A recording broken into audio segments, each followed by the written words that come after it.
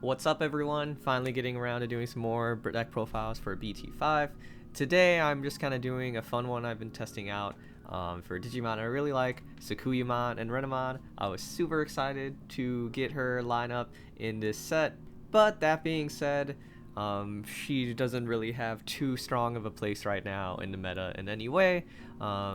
So I wanted to try to make a deck kind of themed around her, even if it's not the most competitive deck, just to kind of play around with it. And this is kind of going to be my take on it. I'm actually going to show two different variations I've been doing. This first variation is going to be more of kind of like a stall focused deck. So if you don't know what Sakuyamon does, really cool effect. When an opponent's Digimon moves from the breeding area to the battle area, it gains security attack -3 for the turn, which is super cool. So that effect right there is kind of what I tried to build this deck around, just a bunch of minus security attack effects. So the goal of this deck is to essentially repeatedly prevent your opponent from actually being able to swing at your security, while just slowly whittling away at them with your own Digimon. And her second effect helps with that. During your turn, all of your opponent's security Digimon get -3000 DP. That effect I actually really like. All of the Digimon almost in her evolutionary lineup have that as an inheritable effect, where your opponent's security Digimon get decreased DP. Really cool, especially at this point in the game where there's so many high DP Digimon. A lot of people might be running in their decks. You know, almost every deck has some kind of level 7 or some strong level 6s. So the idea that you're kind of just increasing the chances of your lower level Digimon surviving security attacks is really cool. So starting off with the Digitama, it was a little bit hard to pick because there weren't really that many great ones that actually kind of fit the strategy super well. So I kind of decided to go with Pikmon. When attacking, if you have 3 or more Digimon in play, one of your opponent's Digimon gets -1000 DP for the turn. Since we are trying to get like multiple smaller Digimon out on the board to swing at the opponent with, this one just kind of felt nice, so we can kind of like weaken any Digimon our opponent might have and try to kill them if we get the chance. And then Yaramon, just kind of for fun, while this Digimon is suspended, all of your security Digimon get 1000 DP. I actually ran this one at 4 for a while, which is kind of just interesting because no one really runs this card that I've seen. And the idea of weakening your opponent's security while also buffing your own is kind of neat. I hope there's more cards for like either of those playstyles in the future to either promote this strategy of weakening your opponent or increasing your own security. But so these are the Digitama. There weren't really too many great options, so I kind of just went with these. Now for our level 3s, we basically just run like a lot of 4 cost but kind of powerful effect level 3s. We have Salamon. She's kind of our main recovery source in this deck. Just on deletion, if you have 3 or fewer security cards, trigger recovery +1.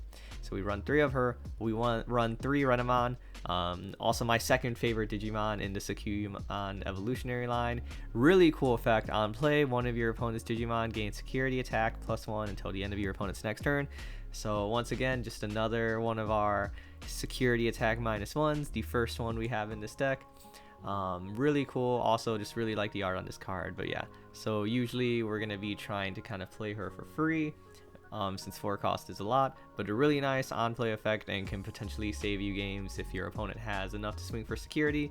You play Renamon to end your turn, stall them, and then maybe you have enough to swing for game on your turn. We run 4 Pulsemon just because Pulsemon is kind of just a universally great card in majority of yellow decks. Just if you have 3 or more security cards, trigger draw 1. Super nice early in the game. And if it's later in the game, if you have 3 or fewer security cards, gain 1 memory, so late game kind of helping you take bigger turns to try to come back. And then we just run 4 copies of Salamon because we want to have at least one kind of cheap 2 cost level 3 to throw out there, especially if we're trying to choke our opponent's memory. Now moving on to the level 4s, we run a bunch of cheap ones since really we're kind of just trying to hurry up and rush to our level 6s in this deck right away, and then building out our board wide from there. So we have 2 copies of Repamon, just a nice 3 cost to play level 4, which can be really handy, especially if you don't really have anything else to Digivolve into, or if you know, just kind of brick and don't get any rookies, at least maybe you'll have one of him to play and throw down for kind of cheap. We run 4 Teruimon, just really nice, 1 cost to Digivolve into, 6000 DP isn't bad, really nice for just kind of speeding our way through to the next level. 3 Pidomon, 1 D1 cost Digivolution blockers have been very popular, and it's just super nice to be able to have a blocker for really cheap when you need it. And then also just again helps you speed on to like your level 5s. And then 2 copies of Unimon, just because I enjoyed having a couple extra blockers if I needed it, and sometimes it is nice to have that stronger 6000 DP blocker, since 5000 can be vulnerable to a lot of targets. And then moving to our level 5s, we run 2 copies of Sirenmon, just because it's a cheap effective cost. 2 costs to Digivolve into is nice, especially if we're trying to, we just need that extra memory for the turn elsewhere. And then 5 cost to play isn't the worst if your opponent ever kind of gives you extra memory. Being able to throw down a level 5 for just 5 can be decent at times. And in Angelomon, kind of our main level 5 we want to go into. Again, another security attack -2 now. When Digivolving, one of your opponent's Digimon gains security attack -2 until the end of your opponent's next turn. So, now we can play Renamon, we can Digivolve into Angelomon, just slowly building up those stalling effects. So even if our opponent has a big board, we are kind of just preventing them from getting off all the damage they need to actually kill us. And very strong inheritable effect when attacking. If you have 3 or fewer security cards, you may play one yellow level 3 Digimon card from your hand without paying its memory cost. So super nice to be able to just throw out some level 3s from your hand for free, especially considering we run some of the more expensive level 3s in Salamon and Renamon having a pretty nice powerful on play effect is pretty cool if we can manage to play her for free off of Angelomon. You can also throw Bushiagamon in here. I didn't really enjoy him too often just because I never really drew him when I needed him and always had him when I didn't need him, but that's another option for level 3s. And then Sakuyamon, this is again another kind of fun stalling card. So during your opponent's turn, all of your opponent's Digimon with no Digivolution cards gain security attack -1. This card always good against any kind of rookie rush type deck, and just another way to try to stall out our opponent and just prevent them from hurting us for as long as possible. Now moving on to our level 6s, we of course have Sakuyamon, which I showed off. I was running 3 copies of her, because really just having 1 out is good enough and already starts kind of continually stalling your opponent every time they bring a new Digimon out. Having 2 can be pretty awesome though for -6000 DP on your opponent's security. So 3 copies of her, and then we are also running 3 copies of Kentarosmon from the first set. Really cool when Digivolving, up to 5 of your opponent's Digimon gain security attack -2. So it doesn't matter how much your opponent has basically, because very rarely are they going to have 5 or more Digimon, unless it's a really long game. So once again, being able to just wall off your opponent from security attacks, and then his on deletion effect, one of your opponent's Digimon gets 11,000 DP, -11,000 DP for the turn. So you get Kentarosmon out there, slow down your opponent, and then just start swinging at security every turn with him. Even if he dies, awesome, you might be able to blow up something your opponent has.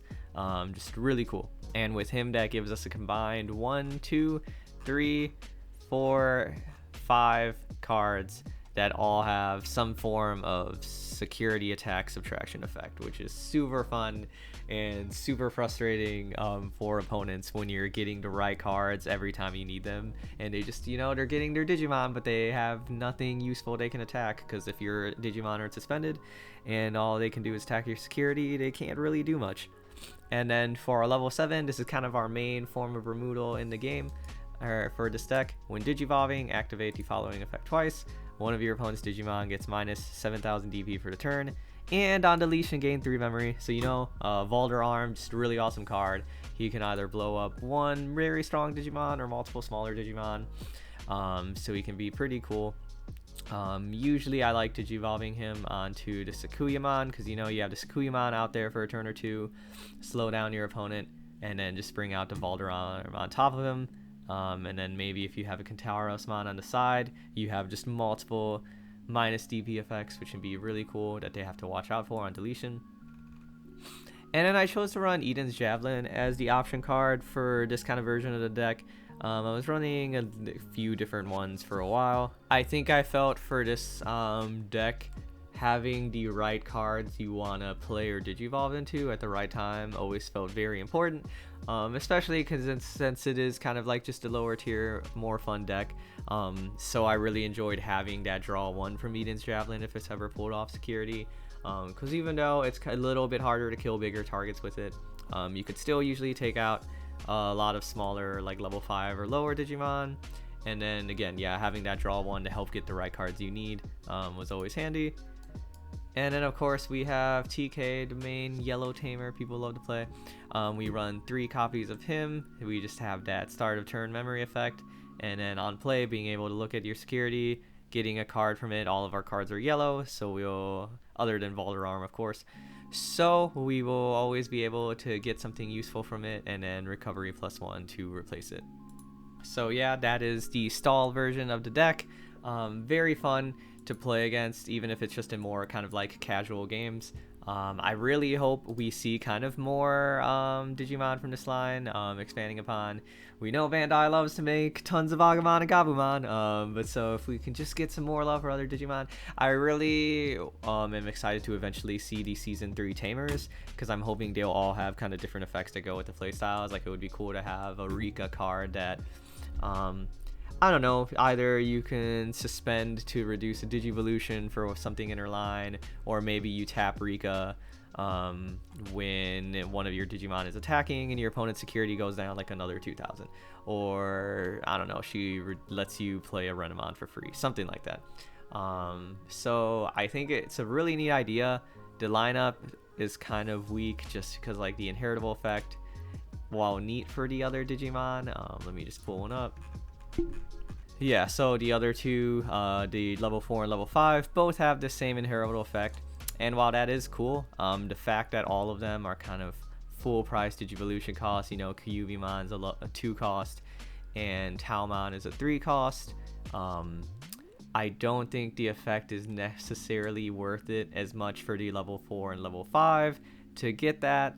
When I was trying to incorporate both of the other evolutions into the deck, it just felt too expensive for what I was getting, which is why I have a lot of the 1 cost level 4s, and kind of just the other level 5s that have more powerful effects. But I think I've always thought Renamon was a really cool card, so I hope we get kind of like more things to fit this playstyle in the future. So it's really fun. But yeah, this is the stalled version of the deck again. Originally I was going to show off the second variation of the deck in this one video, but it's already kind of running a little longer than I thought, so I think I'm just going to make a second video, release later today or tomorrow, with the kind of aggro version of my Sakuyamon deck. But so yeah, thank you all for watching. Hope you try it out. Let me know if you do, or if you like it, or if you have any of your own kind of fun decks you've been working Sakuyamon into, and I will see you all soon in the next video.